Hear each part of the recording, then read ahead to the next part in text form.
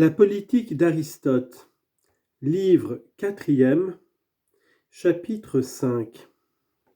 Sommaire. Suite. Du territoire de l'État parfait.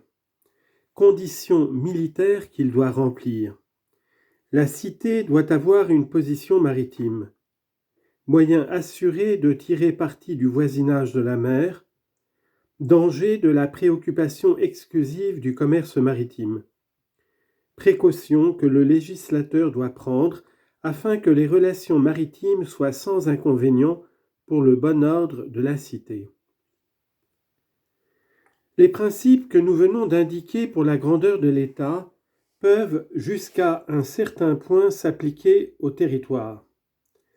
Le territoire le plus favorable, sans contredit, est celui dont les qualités assurent le plus d'indépendance à l'État. Et c'est précisément celui qui fournira tous les genres de production.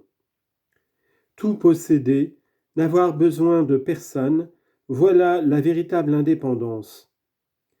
L'étendue et la fertilité du territoire doivent être telles que tous les citoyens puissent y vivre, dans le loisir d'hommes libres et sobres. Nous examinerons plus tard la valeur de ce principe avec plus de précision quand nous traiterons en général de la propriété, de l'aisance et de l'emploi de la fortune, question fort controversée parce que les hommes tombent souvent dans l'excès, ici la sordide avarice, là le luxe effréné. La configuration du territoire n'offre aucun embarras. Les tacticiens dont il faut prendre aussi l'avis exigent qu'il soit d'un accès facile pour l'ennemi, qu'il soit d'un accès difficile pour l'ennemi et d'une sortie commode pour les citoyens.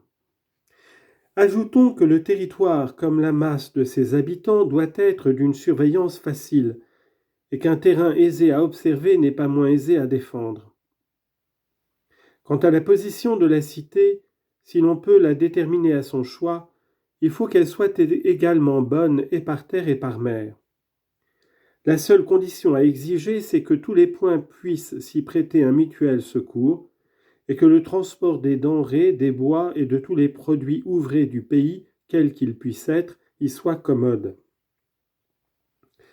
C'est une grande question de savoir si ce voisinage de la mer est avantageux ou funeste à la bonne organisation de l'État.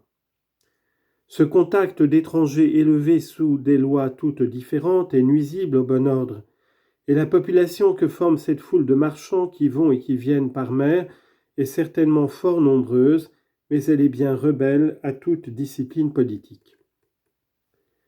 En faisant abstraction de ces inconvénients, nul doute qu'en vue de la sûreté et de l'abondance nécessaires à l'État, il ne faille pour la cité et le reste du territoire préférer une position maritime. On soutient mieux une agression ennemie quand on peut recevoir les secours de ses alliés par terre et par mer à la fois, et si l'on ne peut faire du mal aux assaillants des deux côtés en même temps, on leur en fera certainement davantage de l'un des deux quand on peut occuper simultanément l'un et l'autre.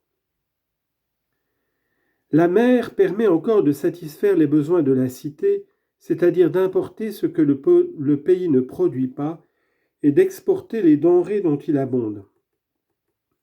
Mais la cité dans son commerce doit ne penser qu'à elle et jamais aux autres peuples. On ne se fait le marché commercial de toutes les nations que par avidité, et l'État qui doit trouver ailleurs l'élément de sa richesse ne doit jamais se livrer à de semblables trafics. Mais dans quelques pays, dans quelques États, la rade, le port creusé par la nature sont merveilleusement situés par rapport à la ville, qui sans en être fort éloignée, en est cependant séparé et les domine par ses remparts et ses fortifications. Grâce à cette situation, la ville évidemment profitera de toutes ces communications si elles lui sont utiles, et si elles peuvent lui être dangereuses, une simple disposition législative pourra la garantir de tout danger, en désignant spécialement les citoyens auxquels cette communication avec les étrangers sera permise ou défendue. Quant aux forces navales, personne ne doute que l'État ne doive, dans une certaine mesure, être puissant sur mer. Et ce n'est pas seulement en vue de ses besoins intérieurs, c'est aussi par rapport à ses voisins qu'il doit pouvoir secourir ou inquiéter, selon les cas par terre et par mer. Le développement des forces maritimes doit être réglé proportionnellement à l'existence même de la cité. Si cette existence est toute de domination et de relations politiques, il faut que la marine de la cité ait des proportions analogues à ses entreprises. L'État n'a généralement pas besoin de cette population énorme que composent les gens de mer. Ils ne doivent jamais être membres de la cité. Je ne parle pas des guerriers qui montent les flottes, qui les commandent et qui les dirigent. Ceux-là sont des citoyens libres et sont pris dans les troupes de terre.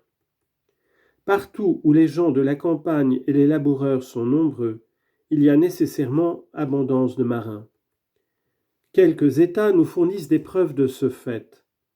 Le gouvernement d'Héraclée, par exemple, quoique la cité comparée à tant d'autres soit fort petite, n'en équipe pas moins de nombreuses galères.